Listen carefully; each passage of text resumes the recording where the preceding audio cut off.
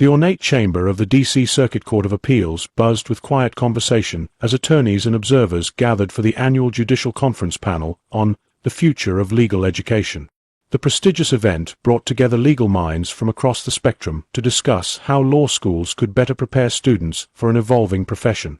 Justice Brett Kavanaugh sat at the center of the panel table, his position on the Supreme Court making him a natural focal point.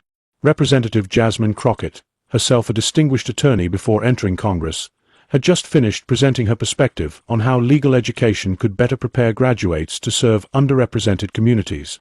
Her presentation had been meticulously researched and passionately delivered, drawing on her own experiences both as a former public interest attorney and now as a legislator involved in justice reform.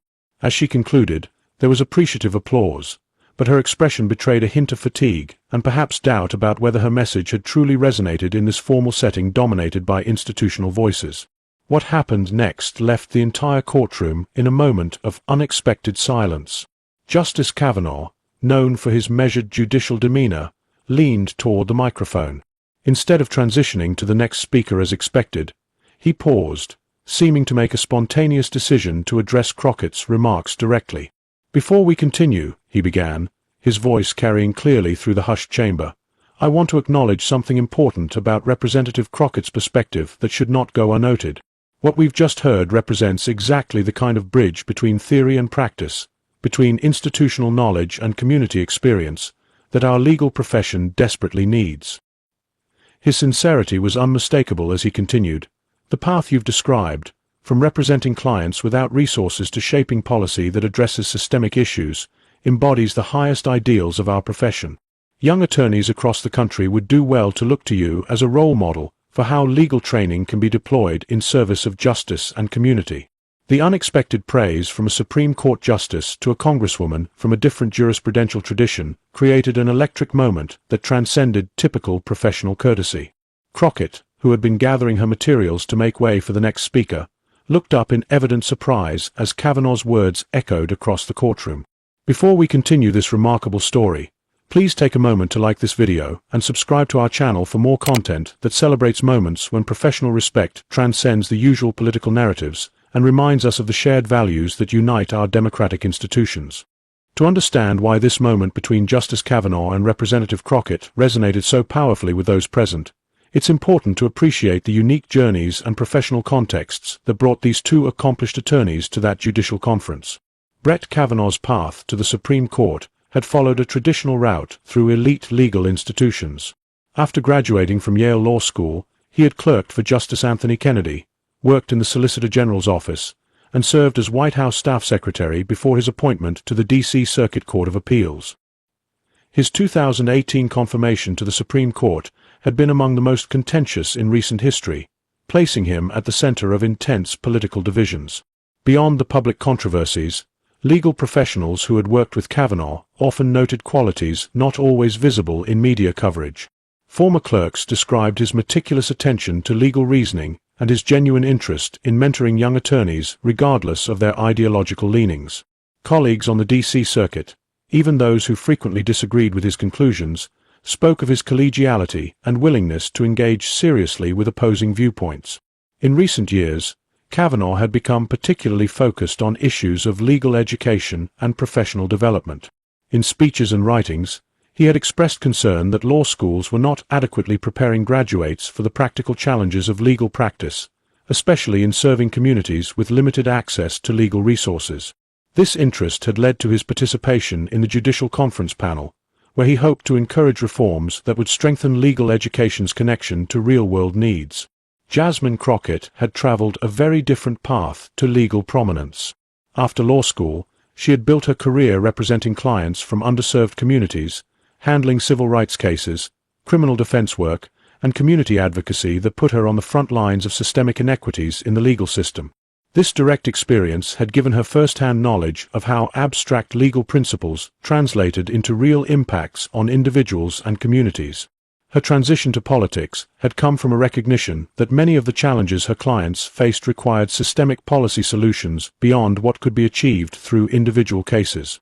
Elected first to state office and then to Congress, she had maintained her focus on justice reform and expanding access to legal services for underrepresented communities. In legal circles, Crockett was respected for her substantive expertise and practical experience, but she sometimes felt the weight of being viewed primarily through a political lens rather than as a legal professional with valuable insights about the justice system. Despite her distinguished legal career before entering politics, she occasionally encountered environments where her experience in public interest law and community advocacy was subtly devalued compared to more traditional corporate or institutional legal paths. The judicial conference that brought Kavanaugh and Crockett together focused specifically on how American law schools could better prepare graduates for an evolving legal landscape. Unlike many events with both judicial and political figures, this gathering emphasized substantive discussion of legal education rather than ideological positioning or policy debates. We'd love to hear in the comments section if you've ever witnessed a moment where professional respect crossed usual dividing lines in your own field or community. These examples remind us that beneath our different perspectives often lie shared commitments to core professional values. The atmosphere before the panel reflected the formal, somewhat hierarchical nature of such legal gatherings. Supreme Court justices naturally commanded particular deference, while other participants, including Crockett, were expected to contribute within the established protocols and traditions of judicial conferences. What no one anticipated was that this carefully structured professional discussion would produce a moment of genuine connection that would soon inspire reflection throughout the legal community about how different paths in the profession could be equally valuable in advancing justice. The judicial conference had begun with traditional opening remarks, emphasizing the importance of legal education in maintaining the strength and integrity of America's justice system.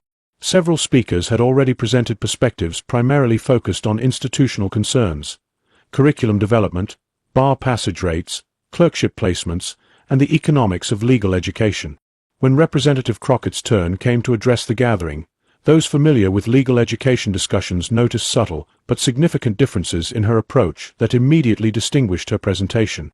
"I come to this conversation about legal education from perhaps a different vantage point than many here," she began, acknowledging her position without apology. "Before entering Congress, I spent years representing clients for whom the justice system often seemed more like an obstacle than a pathway to resolution. Individuals facing housing instability, employment discrimination, excessive force, and limited access to the legal resources many in this room might take for granted. Rather than positioning this experience as adversarial to institutional perspectives, Crockett framed it as complementary, an essential dimension of understanding how legal education could better serve all communities and strengthen the profession's commitment to equal justice. The question I believe we must center in discussions of legal education is straightforward but profound," she continued. "How do we prepare attorneys who can effectively bridge the growing gap between our justice system's highest aspirations and the daily realities experienced by many Americans, particularly those from historically marginalized communities?" From this foundation, Crockett outlined a thoughtful framework for expanding legal education's focus beyond traditional doctrinal knowledge and institutional pathways. She emphasized three specific dimensions that she believed warranted greater attention in legal training. First, she addressed the need for experiential learning that connected students directly with underserved communities. Unlike typical discussions of clinical education that focus primarily on skill development, Crockett emphasized how these experiences shaped attorneys' understanding of systemic barriers and community contexts essential for effective advocacy. When law students work directly with community members navigating complex legal challenges with limited resources, they develop not just technical skills but essential perspective, she explained. They begin to understand how procedural requirements that seem routine within legal institutions can become nearly insurmountable barriers for those without specialized knowledge or representation. She shared specific examples from her own practice where this understanding had proven essential. Cases where formal legal remedies existed in theory but remained inaccessible without advocates who understood both the law and the practical realities facing their clients. These weren't abstract anecdotes but detailed accounts that illustrated the gap between legal theory and lived experience. The second dimension of Crockett's framework focused on developing what she called systemic literacy, the ability to recognize how individual cases connect to broader patterns of inequality or dysfunction within legal systems. She argued that legal education often trains students to address cases in isolation without developing the analytical tools to identify and address recurring systemic issues. A lawyer who can win individual cases but fails to recognize patterns across cases may secure important victories for specific clients, she noted, but will be limited in their ability to address the underlying conditions that generate similar cases day after day, year after year. This portion of her presentation included thoughtful discussion of how legal education might better integrate perspectives from disciplines like sociology, history, and economics to help future lawyers understand legal problems in their broader social and institutional contexts. Rather than presenting this as a political position, Crockett framed it as essential professional knowledge for effective legal practice across specialties. The third element of Crockett's vision addressed what she considered a fundamental misalignment in how success was defined and measured in legal education. She questioned whether traditional metrics like journal memberships, clerkship placements, and large firm employment adequately captured the profession's core commitment to advancing justice. When we celebrate only certain career paths while treating public interest work as a noble sacrifice rather than a central purpose of our profession, she observed, we send powerful messages to students about what constitutes valuable contribution to the law.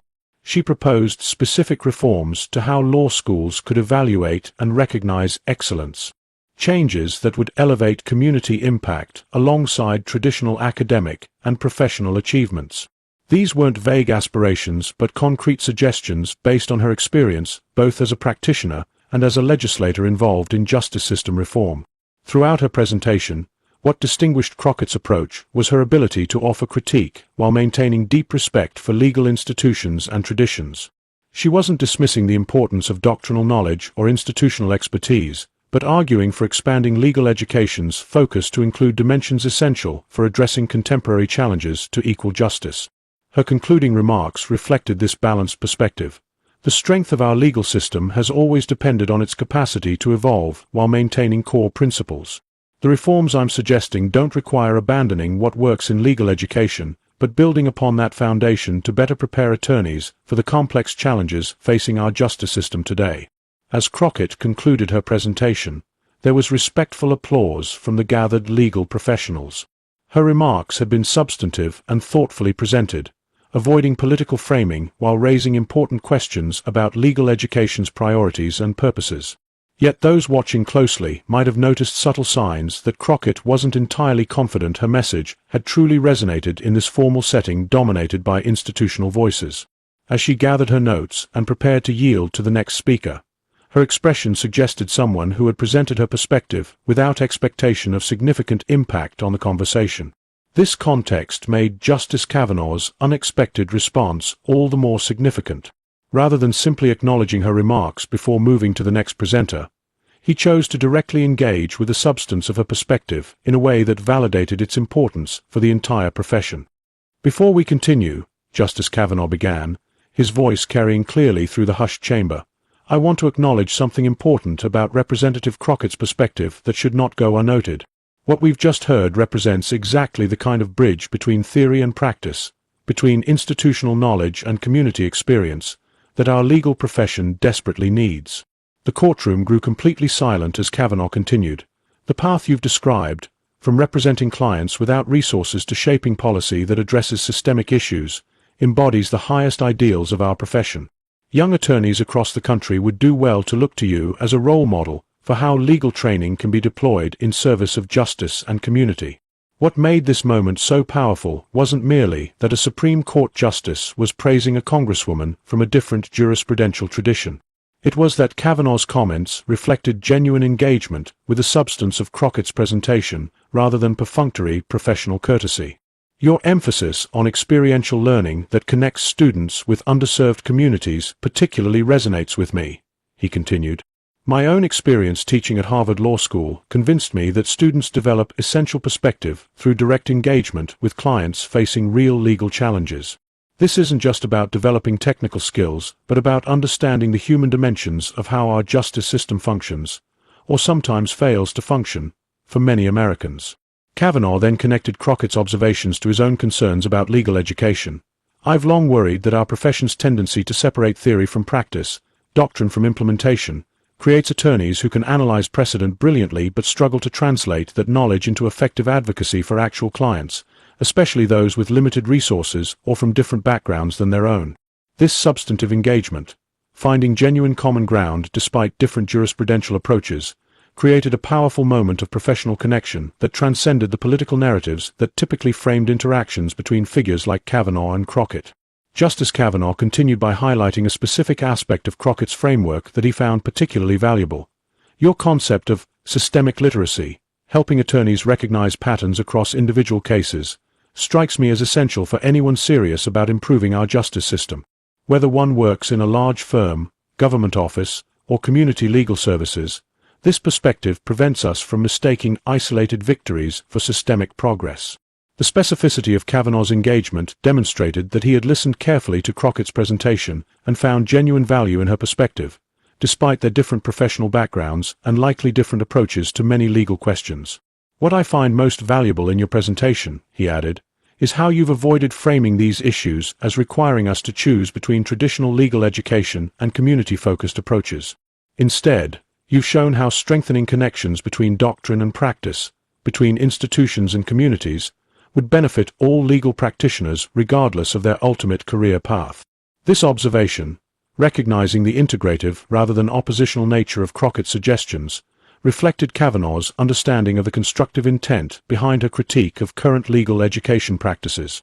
As Kavanaugh continued, the atmosphere in the courtroom shifted noticeably. Attorneys and judges who had been prepared for routine professional discourse found themselves witnessing something different: a genuine meeting of minds across traditional dividing lines around shared concern for strengthening the legal profession's capacity to serve justice. Kavanaugh then did something that particularly moved those present. He connected Crockett's contemporary observations to the historical tradition of lawyer statespeople that had shaped American democracy. "When I consider our profession's highest contributions to American society, I think of attorneys who moved between direct representation, institutional leadership, and policy development, from John Adams to Thurgood Marshall to many in this room today." He turned directly toward Crockett. "Representative Crockett, your career embodies this tradition. You've applied your legal training not just in courtrooms, but in community advocacy, and now in legislative service. This integration of different forms of legal practice represents exactly the kind of professional versatility we should be encouraging in today's law students." This recognition, placing Crockett's work within the profession's most respected traditions rather than treating her path as peripheral to real legal practice, carried particular significance coming from a Supreme Court justice speaking in a formal judicial setting. Crockett's expression registered surprise and then visible appreciation.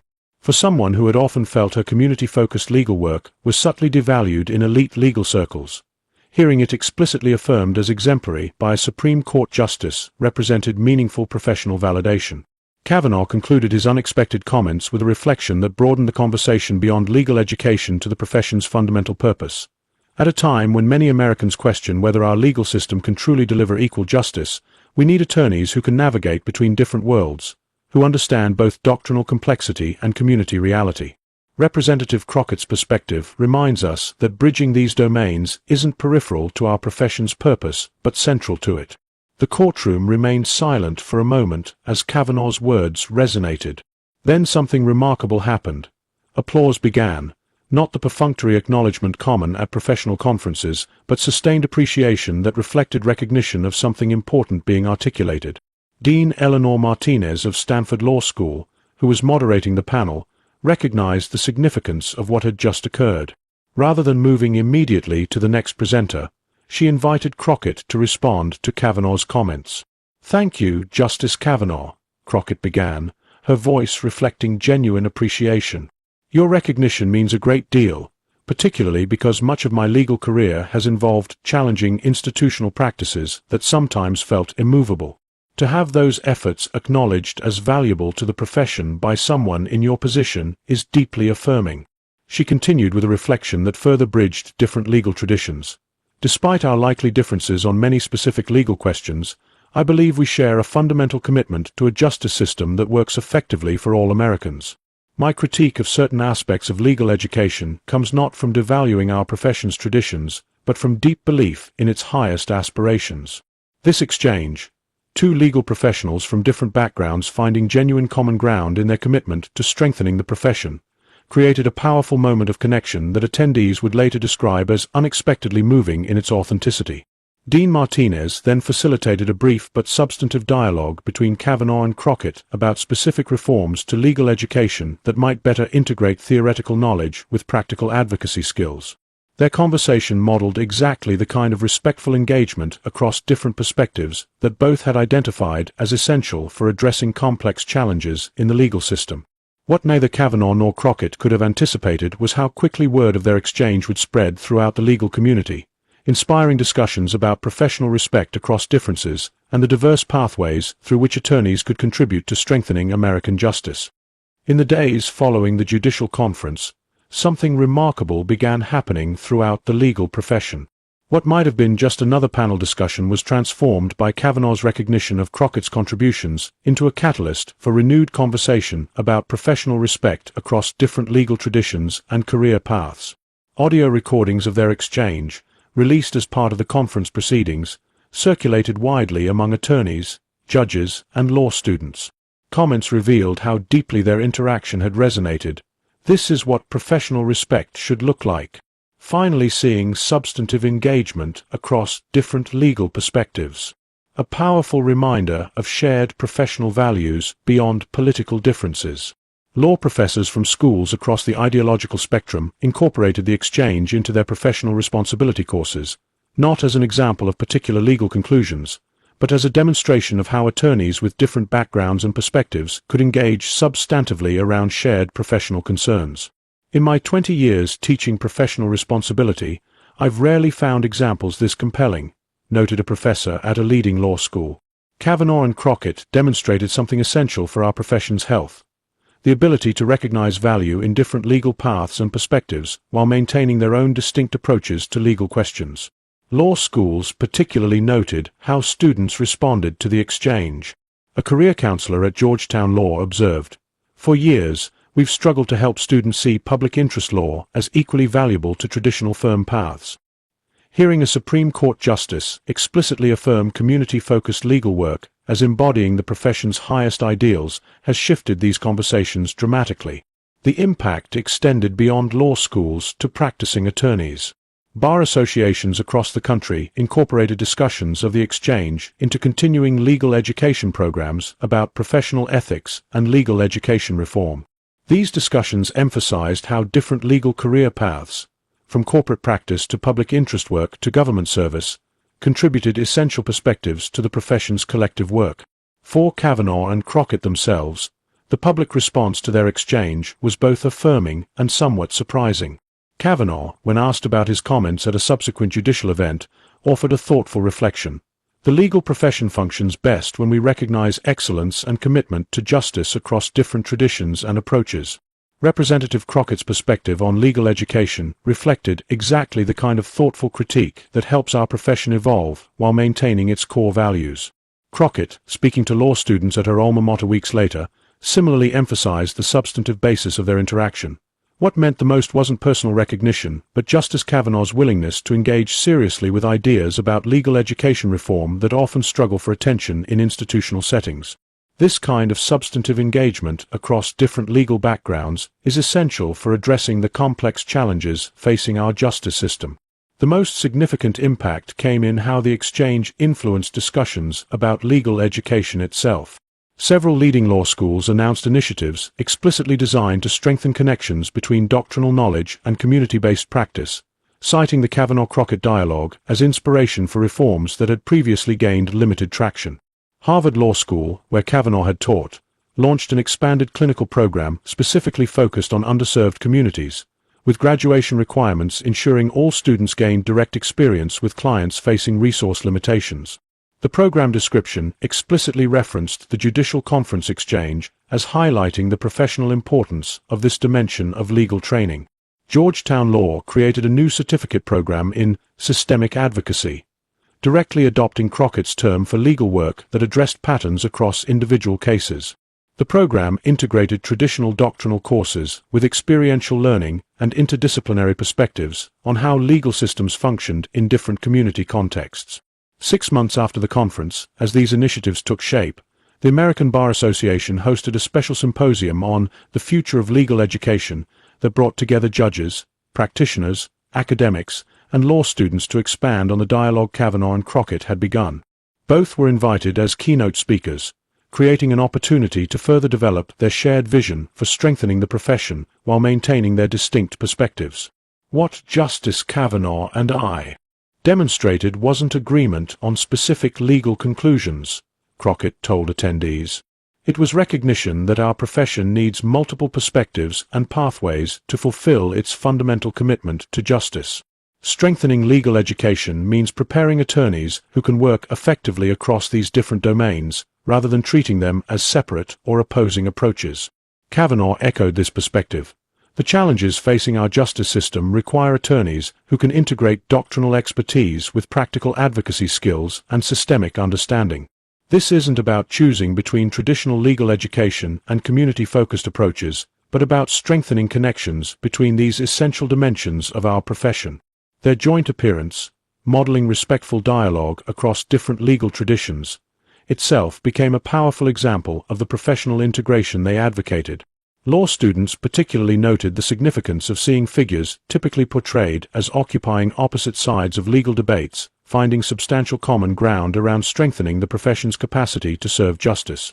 The symposium concluded with the announcement of a new Justice Bridge initiative, a collaboration between courts, law schools, and community legal organizations designed to create structured pathways for attorneys to gain experience across different legal settings throughout their careers. The initiative explicitly built upon the vision Kavanaugh and Crockett had articulated for legal professionals who could effectively navigate between institutions and communities. Perhaps the most meaningful indicator of impact came from law students themselves. Applications to public interest law programs increased significantly in the year following the Kavanaugh-Crockett exchange, with many students specifically citing their interaction as influencing their professional aspirations. Seeing Justice Kavanaugh explicitly affirm Representative Crockett's community-focused legal work as exemplary changed how I think about my own career, wrote one Harvard law student. It helped me recognize that serving underrepresented communities isn't a departure from legal excellence, but can be its highest expression. A Georgetown law student similarly noted, "What struck me most was how their exchange demonstrated that you don't have to choose between doctrinal sophistication and community impact. The best attorneys integrate these dimensions rather than seeing them as separate paths." The story of Kavanaugh's recognition of Crockett as a role model for the legal profession serves as a powerful reminder that beneath political narratives about our legal system lies a professional community with shared values around justice and excellence. Their exchange demonstrated how respect across different legal backgrounds and perspectives strengthens, rather than diminishes, the profession's capacity to fulfill its essential social purpose. As we conclude this remarkable story, we invite you to like and subscribe for more content that celebrates moments of professional respect and shared purpose that transcend the political divisions often emphasized in media coverage. In a landscape that frequently focuses on conflict, these examples remind us of the fundamental values that unite diverse approaches to serving justice and community. America's legal challenges remain complex, and perspectives on addressing them vary significantly. But the Kavanaugh-Crockett exchange reminds us that meeting these challenges effectively requires recognizing value in different legal paths and perspectives while maintaining commitment to the profession's highest ideals. In your own professional life, consider how you might apply the lessons from this powerful example. How might you recognize excellence and commitment across different approaches within your field? The health of our democratic institutions may well depend on our capacity to engage substantively across differences while maintaining shared commitment to fundamental professional values.